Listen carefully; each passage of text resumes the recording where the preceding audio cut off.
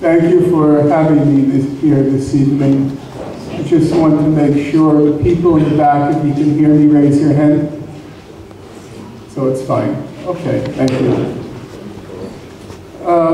It's already a long evening, so I don't think I'm going to speak for the full time I had in mind, because I would like to have an opportunity to hear from you as well, and to try to respond to some of your questions about the documentary, about the general situation, and also what we can do. So I'll try to limit my remarks to maybe 40 or 45 minutes, maybe even less, and then allow for some discussion. The main, in my opinion, the main paradox of the Israel-Palestine conflict when it comes to the media is that the media typically depict or portray the Israel-Palestine conflict as if it were very complicated, or sometimes they call it controversial.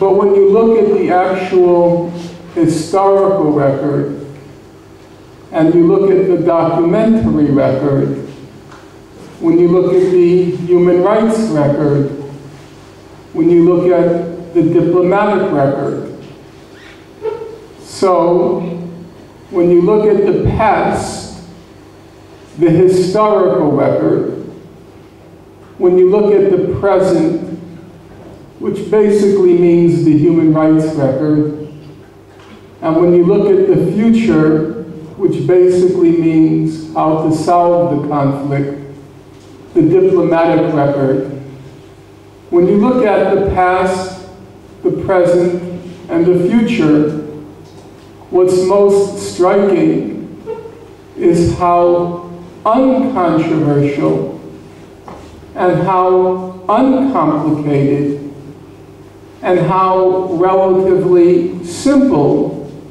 the Israel-Palestine conflict is. And so the obvious question arises, why does the media portray the conflict as being so controversial, when in fact it's not? And the argument I would make this evening is that most of the controversy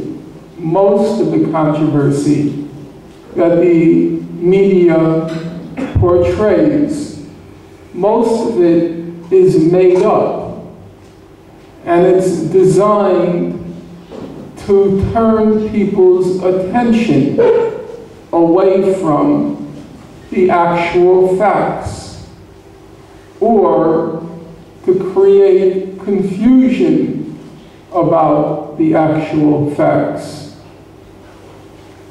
Now, most of you, even those of you who are sympathetic to the situation of the Palestinians in the occupied territories, I suspect most of you do believe that the conflict is complicated. So my first obligation is to try to convince you that it really isn't. And let me begin with a fairly straightforward example. Most of you have heard of this thing that's called the peace process. How many of you have heard of the peace process? Raise your hand so I know. Okay. I was told I have to be careful of people raising their hands because it may signify a salute, which I'm allergic to. So when I say raise your hand, do not raise it too stiffly.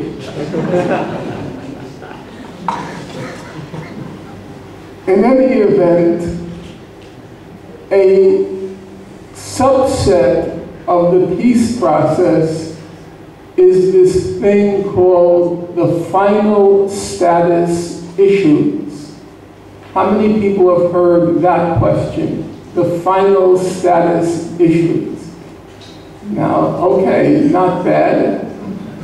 And the final status issues usually refers to those issues which are so complicated that they have to be put off until the final stage of negotiations. Because we're told if you try to solve those issues at the beginning of negotiations, they are so complicated that the negotiations will break down. And those final status issues, as there are some diplomats in the room so they can tell you, but I'll speak for them right now, the final status issues are the borders. What are the borders of Israel? What are the borders of a future Palestinian state?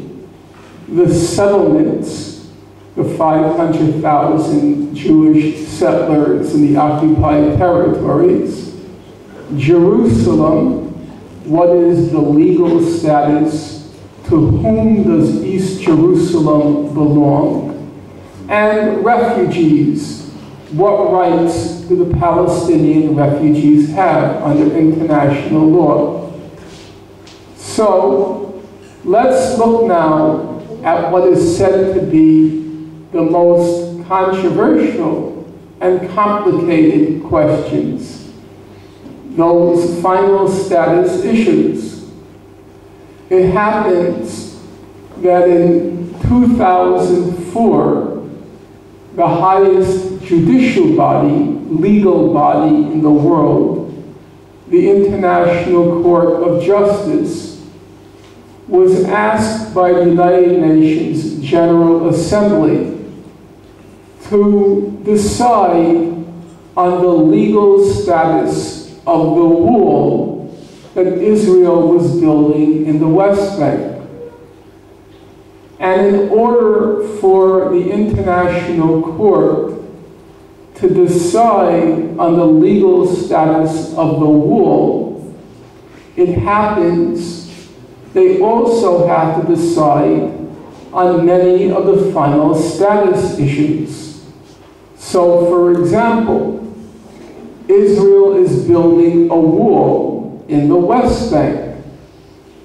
If Israel has legal title, a legal right to the West Bank, of course, it has the right to build a wall there. But if Israel has no legal right to the West Bank, of course, it has no right to build a wall there. It could build a wall along its border, that's certainly legal, but not in another people's country.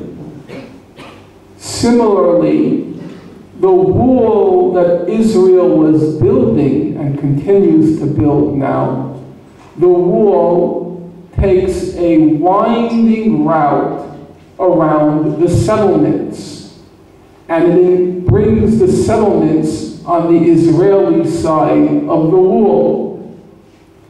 So the question then becomes, are those settlements legal?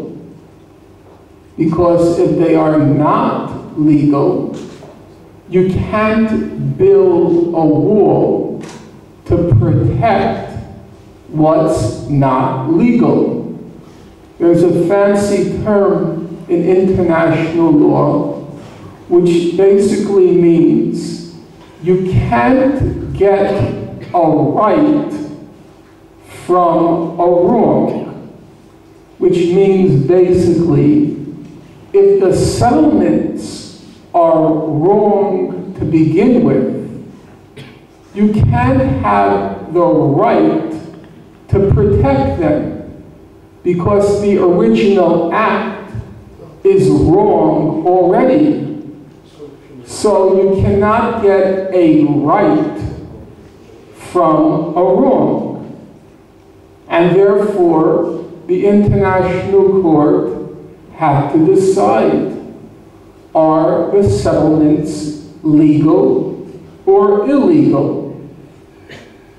And the wall that Israel's building, it cuts right through East Jerusalem and incorporates large numbers of Jews and also